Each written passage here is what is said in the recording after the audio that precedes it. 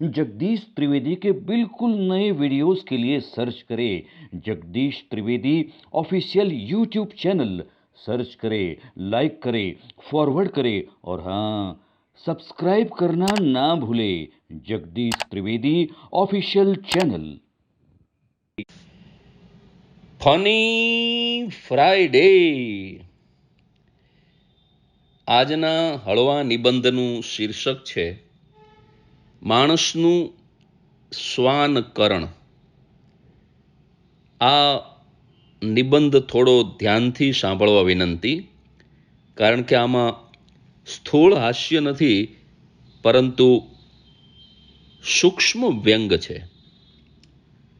આજનો માણસ હસે છે થોડું અને ભસે છે જાજુ। સોશિયલ મીડિયા ઉત્તમ પ્રકારનું બાર્કિંગ સેન્ટર એટલે કે ભસવાનું કેન્દ્ર સાબિત થતું જાય છે। કોઈ એક માણસ ભસે એટલે 4-5 માણસો સ્વયંભૂ ભસવા લાગે છે। એ 4-5નો અવાજ સાંભળીને જુદી જુદી શેરીમાંથી જુદા જુદા લોકો ભસવા લાગે છે। જે રીતે કૂતરાઓ સામૂહિક રીતે ભસે અને માણસને અણગમો થાય, એનાથી વધારે અસરકારક અણગમો માણસોના સામૂહિક ભસવાથી ડાયા માણસોને થાય છે। પરંતુ કમનસીબી એવી છે કે કૂતરાઓ ભસતા હોય ત્યારે પથ્થર ફેંકીને પણ બગાડી શકાય, જ્યારે ભસતા માણસોને બગાડવાની કોઈ યુક્તિ નથી। માણસ હસતો સારો અને કૂતરો ભસતો સારો, પરંતુ હવે ઉલટું થઈ ગયું છે। આજે માણસ ભસે છે અને માણસને ભસતો જોઈ અને કૂતરાઓ હસે છે।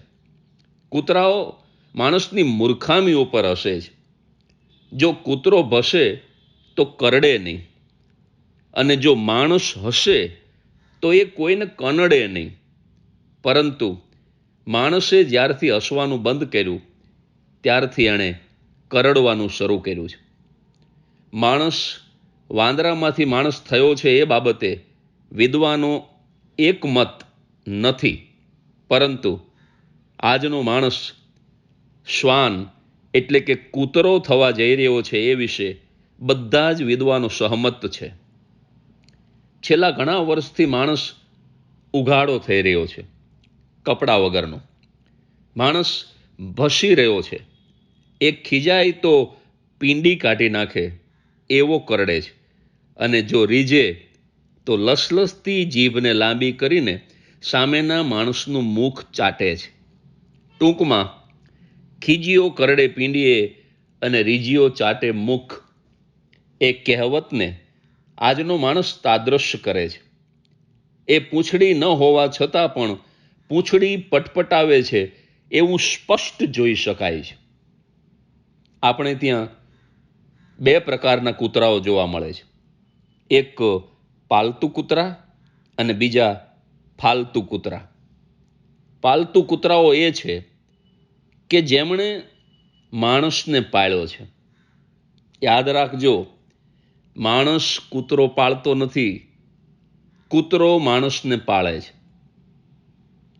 પોતાના પાળેલા શ્વાનને લઈને વોકિંગમાં નીકળેલા માણસને તમે ધ્યાનથી જોશો ને તો તમને બરાબર સમજાઈ જશે કે કૂતરો પોતાના પાળેલા માણસને લઈને નીકળ્યો છે।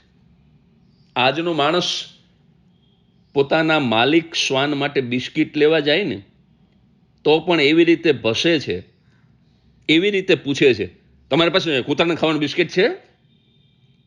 આવું સાંભળીને પેલો વેપારી સહજતાથી પૂછી નાખે છે કે શ્રીમાન, આપને બિસ્કિટ અહીંયા જ ખાવા છે કે બાંધી આપું?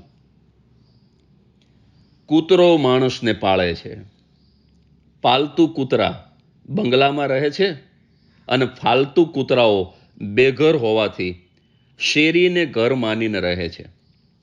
આ ફાલતુ કૂતરાઓને વાહન યોગ હોતો નથી, તેથી એ વાહન પાછળ દોડીને પોતાનો બળાપો કાઢે છે, અથવા વાહન ઊભું હોય ત્યારે એક પગ ઊંચો કરીને વાહન પ્રત્યેનો પોતાનો અણગમો પ્રગટ કરે છે। આ ફાલતુ કૂતરાઓ। જે કૂતરાઓ માણસ પાળવામાં સફળ થયા છે, જે પાલતુ કૂતરાઓ છે, માણસ પાળે છે, એ તો લક્ઝુરિયસ કારમાં ફરે છે.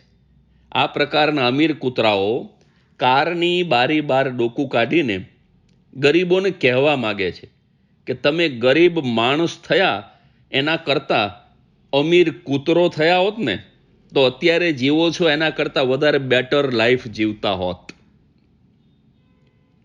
કૂતરાથી સાવધાન એવા બોર્ડ પાસે કૂતરો અને કૂતરાએ પાળેલો માણસ બંને સાથે ઊભા હોય છે, પણ એ બેમાંથી કોણ પહેલાં કરડશે એ નક્કી કરવું કઠિન થઈ જાય છે. કૂતરો કરડે તો એના ઇન્જેક્શન શોધાયા છે, પરંતુ માણસ કરડે ત્યારે શું સારવાર લેવી એની કોઈ દવા બજારમાં ઉપલબ્ધ નથી. જો કૂતરો કરડે તો સરકારી અને ખાનગી બંને પ્રકારની હોસ્પિટલમાં દવા મળે છે. જોકે ડાયા માણસો માને છે કે સરકારી હોસ્પિટલમાં સારવાર લેવી વધુ સારી, કારણ કે ખાનગી હોસ્પિટલમાં સારવાર પછી ડૉક્ટર કરડે છે. ખાનગી હોસ્પિટલનું બિલ કૂતરું કરડવાની પીડા કરતાં પણ વધુ પીડાકારક હોય છે. કૂતરું કરડેલો માણસ યોગ્ય સારવાર બાદ સાજો થઈ જાય છે, પરંતુ માણસ કરડેલો માણસ ક્યારે સાજો થશે એની કોઈ નિશ્ચિત અવધિ નથી. અને બીજું, માણસને કરડવાની ભૂલ કર્યા બાદ કૂતરાની શી દશા થશે એની કોઈ આગાહી કરી શકતું નથી. માણસને કરડેલા કૂતરાને ગમે ત્યારે હડકવા ઉપડી શકે છે. ત્યારબાદ એ કૂતરા ઉપરથી એમની નાતને વિશ્વાસ ઉઠી જતો હોય છે, કારણ કે એણે માણસને કરડવાની ભૂલ કરી છે. માણસને કરડેલો કૂતરો જો આ રીતે જીવવા માંડે, બહારથી કોઈ કૂતરાનો સ્વજન હોય એવું નાટક કરે અને અંદરથી એ જ કૂતરાને વેતરી નાખવાનું, કાપી નાખવાનું વિચારે, ત્યારે માનવું કે એને માણસના લોહીની અસર થઈ છે. હવે પછી આપને કોઈ બેવફા કૂતરો મળે તો માનજો કે કૂતરો માણસ થવા જઈ રહ્યો છે, અને કોઈ વફાદાર માણસ મળે તો માનજો કે માણસ કૂતરો થવા જઈ રહ્યો છે. સરકારનું નસબંધી ખાતું માણસનો વસ્તી વધારો રોકવામાં 100% સફળ થયું નથી, પરંતુ શ્વાનના ખસીકરણમાં 100% સફળ થયું છે. એનું કારણ તમે જાણો છો? કારણ કે કૂતરાનો કોઈ ધર્મ નથી અને કૂતરાઓમાં કોઈ ધર્મગુરુ પણ નથી. આપનો શુક્રવાર શુભ રહો. Thank you very much.